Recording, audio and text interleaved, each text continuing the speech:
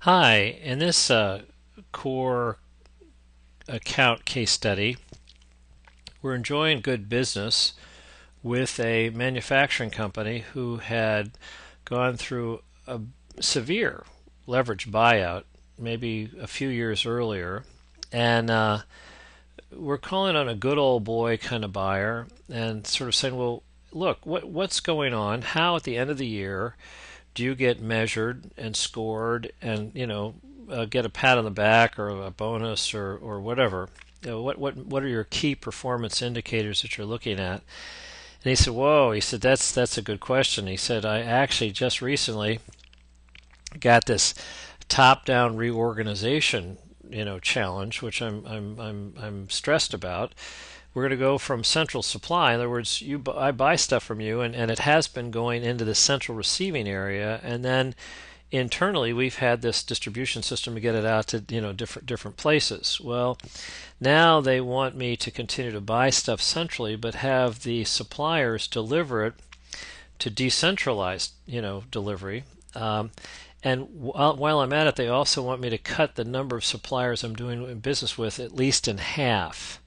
The idea being that if we focus more volume on fewer people, we can get better prices, and then we can support shipments. Might be on average twice as big to these other places, because instead of delivering a whole truckload to one place, you may have to deliver to five spots. But if we double your volume, you're still going to have good volume per spot.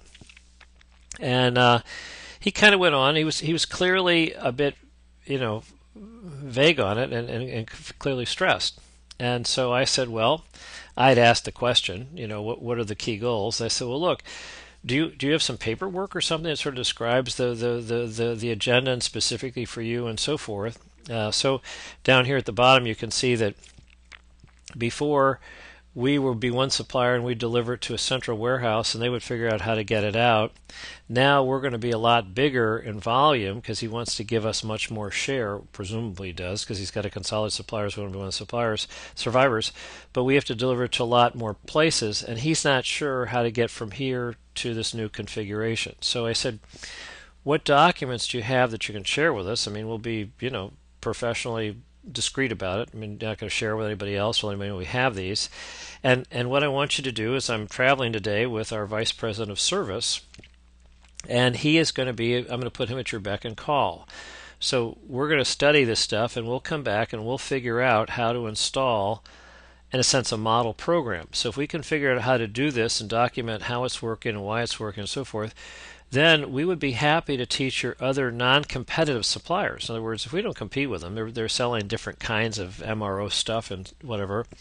We'd be happy to do that and help you make you look like a hero. And the guy was like, "You've saved my life."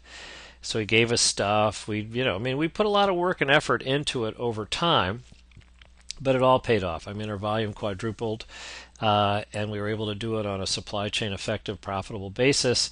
And we actually trained his other suppliers because he couldn't really articulate the new need to the other suppliers. And so the moral of the story is if you find out the key people's metrics at the end of the year, how do you get scored and who scores you and how do you look good? Because our goal is to try to figure out how to do these things, make you look good, and give you the best supply chain economics too. And so that was a way that we obviously endeared ourselves to an existing customer and got much bigger share of the account.